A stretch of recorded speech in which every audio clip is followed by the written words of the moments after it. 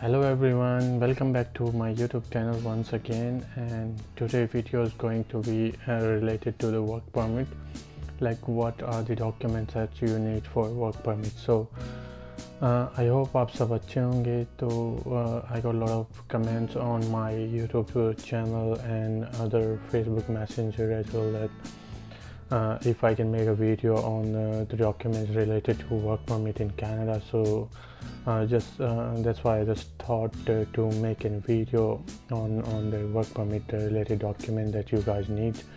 So this video going to be related with that process.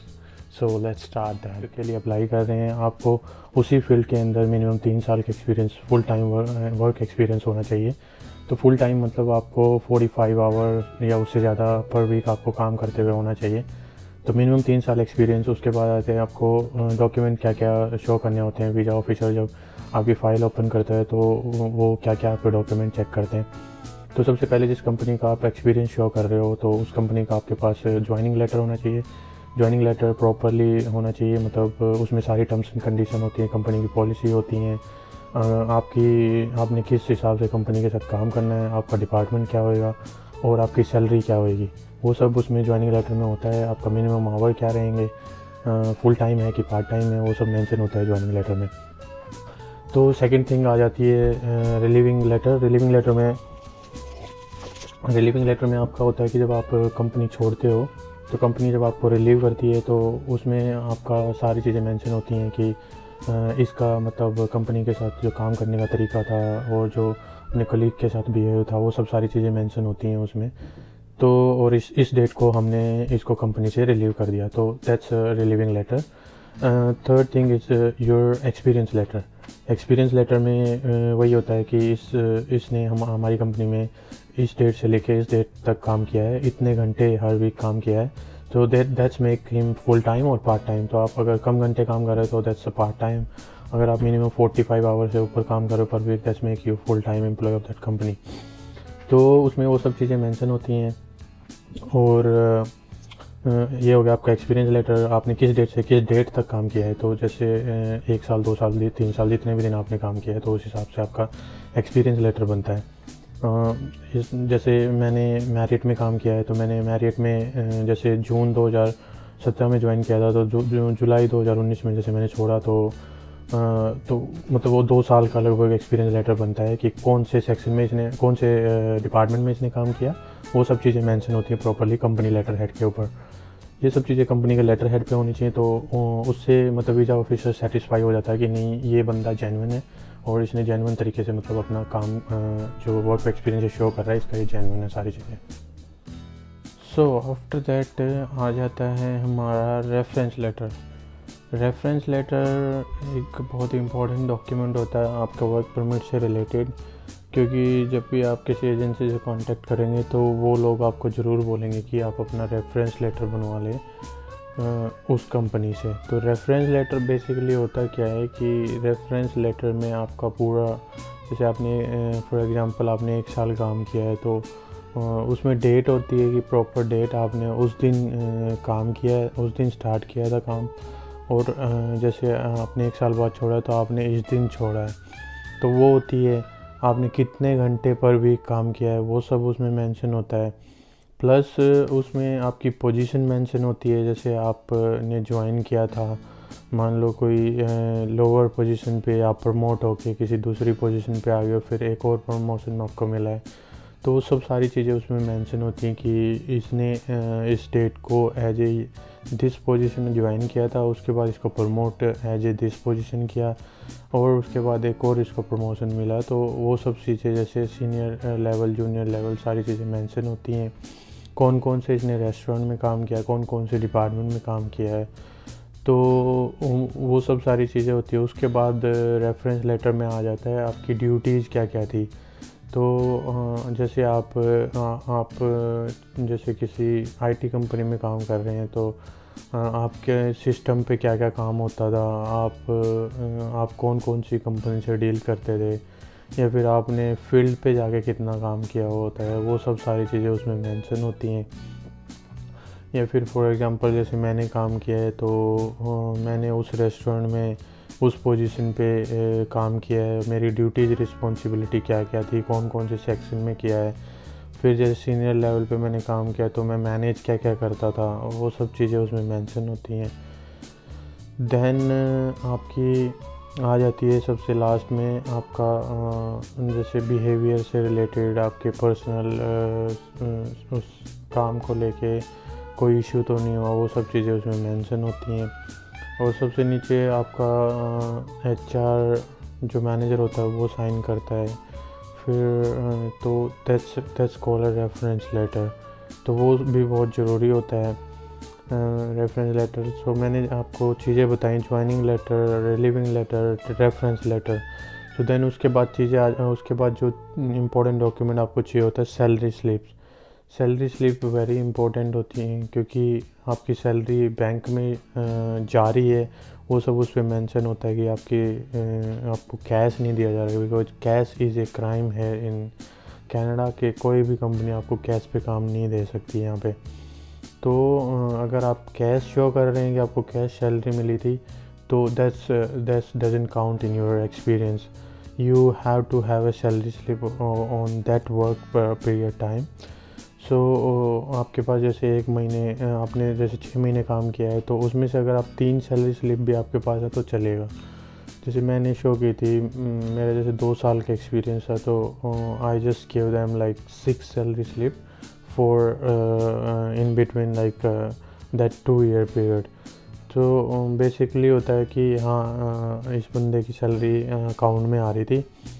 और second thing for salary slip, that why you have to have salary slip is like on that salary slip you like company also always mention that if you need to pay any taxes, like if you comes under the tax slab or आपका PF कितना cut रहा था, आपके और deduction क्या थे, जैसे आपका कोई इंश्योरेंस था या आपका कोई जैसे अपना कोई मेडिकल से रिलेटेड था उसमें आपका कितना कंट्रीब्यूशन था, आपका जैसे टैक्स में कितना पे कर रहे थे आप। तो उन चीज़ों से क्या होता है कि आपका जो वीज़ा ऑफिसर के ऊपर इम्प्रेशन ये होता है कि भाई बंदे ने टैक्स भी पे किया है, बंदे ने अपना और भी जो भी जैसे इसका इंश्योरेंस था या फिर कोई ESIC आई थिंक होता था इंडिया में, जो अपना मेडिकल से रिलेटेड होता था,